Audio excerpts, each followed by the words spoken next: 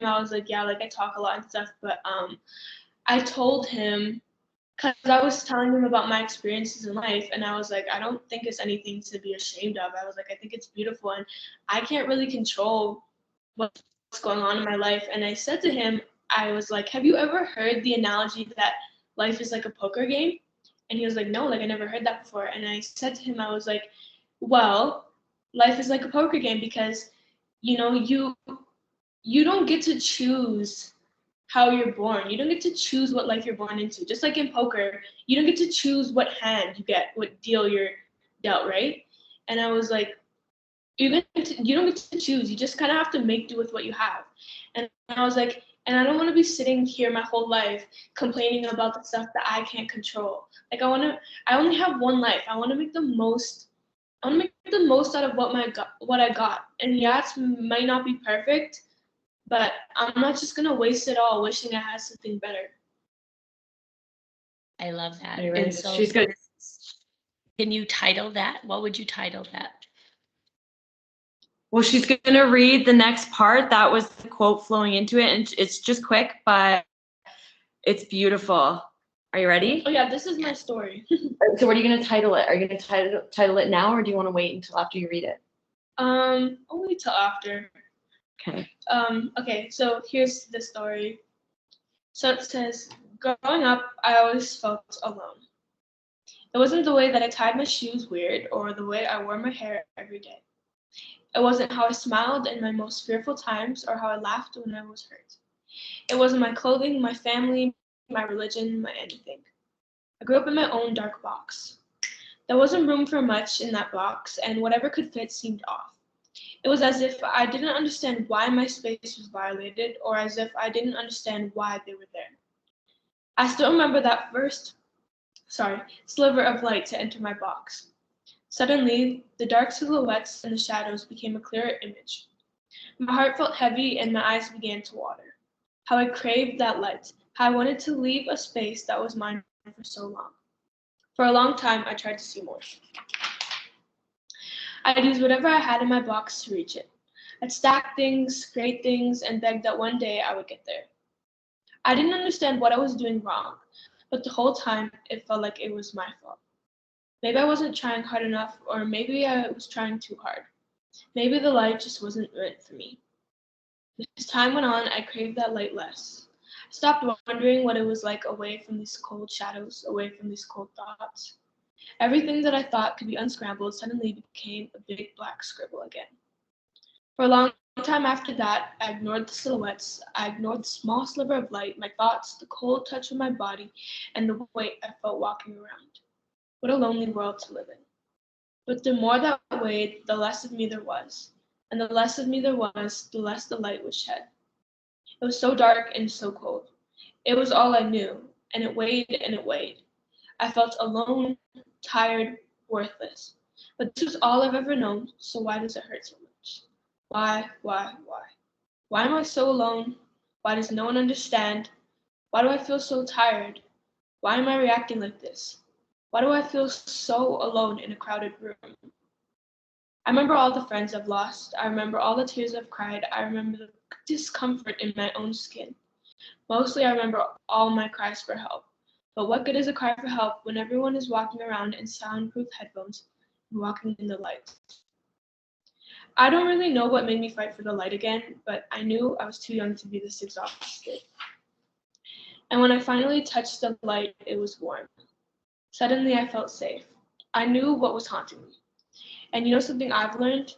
Nothing is nearly as scary in the light or nothing is nearly as scary in the dark once you got the light. So wait, say that last sentence. I said, and you know something I've learned? Nothing is nearly as scary in the dark once you've got the light. Once you have the light. Okay. She wrote that. So when we didn't meet up a couple, like, because you had COVID, right? So, but me and Ainsley still met up, and we were talking about like social media stuff and what we're gonna do, and mental health, of course. And I told Ainsley, okay, 30 minutes. I want you to go write about your experience, like whatever. Just go write it. And so she wrote it, and I connected to it as a 33-year-old female woman, an autistic woman, a woman who has dealt with trauma, just a female in general, just a human sometimes in general. But so I told her, let's do this. Let's do it as our first blog, and she agreed. So what do you think, Cricket? First of all, I love your writing. I wrote you a little quote here. Landon's listening to you, and he's like, "Who is that, Mom?" And I said, "That's Ainsley." He said, "You have a beautiful heart."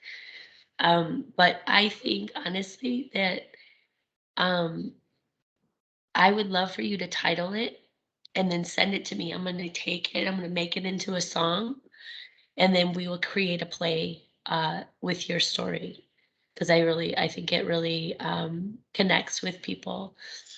So, so Ainsley, just think about it. Something I wrote a song called "Alone" a while back, and it was about a little boy that went to a birthday party and he couldn't go out on the gaming area because it was too loud. So he said, "Mom, I'm going to stay here and draw on the dry erase board." And she goes, "Okay, what are you going to draw?" And he goes, "My music. I'm going to draw a song." And he didn't know anything about music or nothing. And she comes back and he drew this staff of music with music notes, and he titled it "Alone."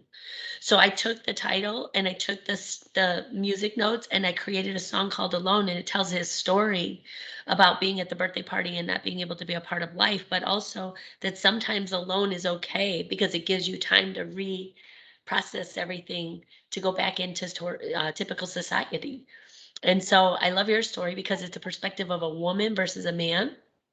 And I think that if you can come up with that title, whatever it may be, something with um,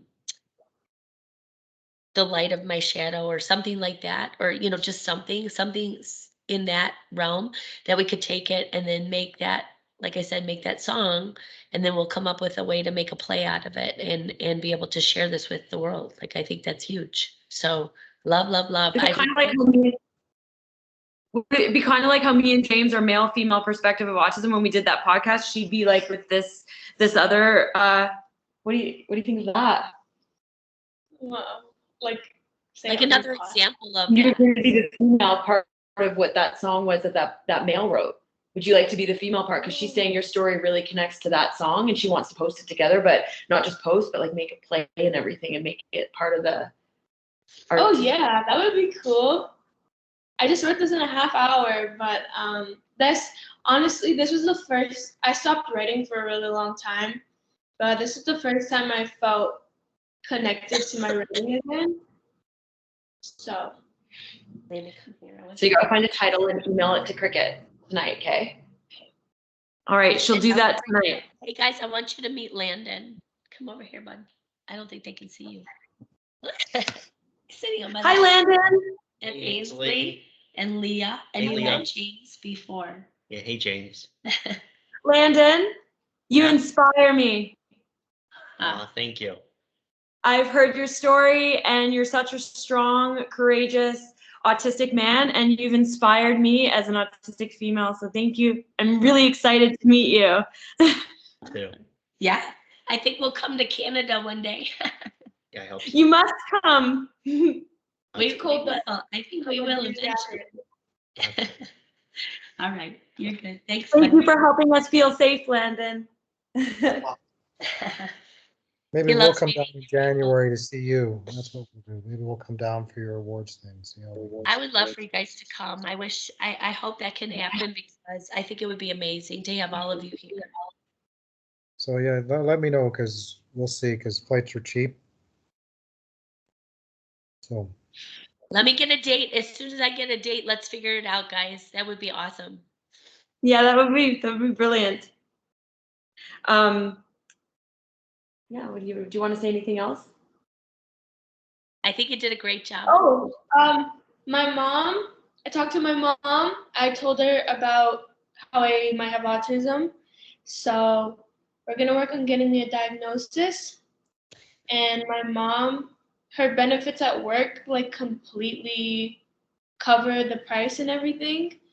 So we're not really stressed about money. And because she works with Deloitte, it's a lot easier to get me a diagnosis because she works with like people really high up in the company and stuff. Who is So, Deloitte? yeah. Is it Deloitte and Touche?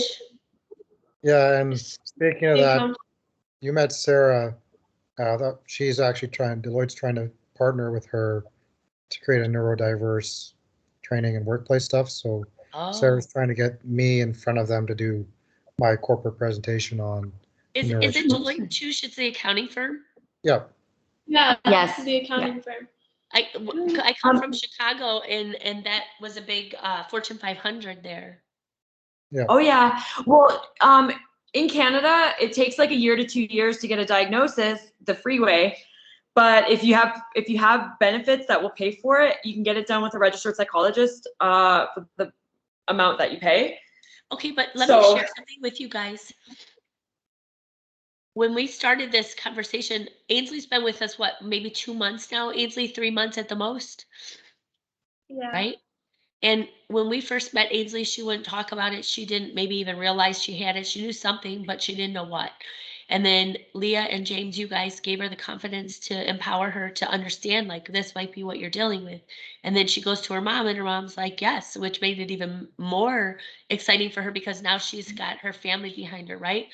So even if Ainsley gets a diagnosis and that's as far as it ever gets to, and she never gets help, or she doesn't need the support because she's able to do typical society, what's exciting to me is that she said tonight that she finally feels proud of it instead of making it like something negative. And that's what I really believe Sounds of Autism is. It's love and support. We want to support her, but love to me is getting you to love yourself and to be proud of who you are. We say the love is the families, yes, but families really are the person that's living with this every day. You have to love yourself. Landon embraces being autistic. He understands that, and the more people he meets that have autism, it makes him feel like, oh, we're like superheroes. We have a different power, and it's a positive versus a negative. And I think it's all in the perspective. We could go down two different paths. We could go negative, and it would be very easy to do that, and we could be very bad at, or we could be very good at being bad. But we choose not to, and we're trying to do the opposite and show people like you have this ability that's better than most typical society because your brain is so smart and you're capable of doing so many things.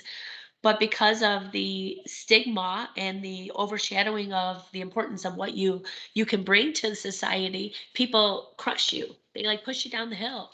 And it's because they don't know. People hate to fail and they don't want to act like they're naive about things, especially if they're educated people. They hate not knowing. But I've met some of the most educated, successful people that have no clue how to raise a child with autism, period. Yep. So I'm encouraging us to keep going at this, keep writing your stories because that's going to help you and you're going to help so many people because compassion and empathy is our next step in 2022. So great job, guys. Great job. Air five. Okay, air five. Okay, so listen, I have to go. James, enjoy your weekend. Ladies, great job. We will reconnect next week. And then, but we're going to have to talk about times and everything because I might be flying to Chicago on Tuesday. So if that's the case, we may have to reschedule till after Thanksgiving for our next thing. But from now till then, if you guys want to work on more writing and just coming up with a game plan and stuff like that, I told James between Thanksgiving and Christmas, I would like us to have 2 to 3 sessions where we game plan Canada's execution of boots on the ground going into 2022. And then, we'll talk about all these steps that we have to take to be the nonprofit and all that kind of stuff. So between Thanksgiving and Christmas, we want to complete all that. So we go into 2022, we're ready to launch. Okay. Okay. Amazing. I'll send you everything I've written so far. Like I've started putting my stuff on Facebook and LinkedIn. I've got probably 40 stories, and the alone thing Lee and I talked about earlier this week is, I feel it all the time. She feels it all the time. I was talking to our father's support group last night, same thing. Just a loneliness, and people don't get it. Like, they just don't get it. As you said, being in a room, not getting the joke or having to laugh at something just to try to fit in or whatever else. And I experienced that all the time. I existed in a corporate world for 10, 12 years, and I faked and masked the whole way through, and I had nothing left for my family or myself at the end of the day. So I'm not alone in being alone. And as I said, I like that. We're together alone. but I'll Alone send together, I you mean. what I've written, and it might it'll make you feel less alone if it inspires you to write something that, you know, you might be familiar with or whatever else. And because for me, it takes a very, like I can sometimes write a bunch of stuff in a day, or it takes me a month because I have to try to connect with James, could I ask you something? Could you actually send her something that you wrote about feeling alone in cricket? Maybe you could send the music just so that we can start it out on her Instagram. Send that what that boy wrote. Can you send that to us? And we're gonna connect it to her story on the Instagram. Can you? Is that possible? Yes, we will do that. Okay, ladies and gentlemen, Okay. I Thank have to you. go, but I will Okay. see you. I will give you an email soon that will tell you what the game Okay. plan's going to be and some dates, and then we'll talk about it. Okay? That sounds great. So just and in the meantime, just send the 2 things and we're gonna post it this coming few days, okay? All right. Thank you. Great job. Talk soon. Get well soon. I was gonna call you Carrot. I meant to say Cricket. No Maybe it problem. means you need to eat carrots. That was a Bye, joke, guys. but okay, Thank bye. you. Bye, Bye. James. Have a good weekend. Bye-bye. Bye, Gracie.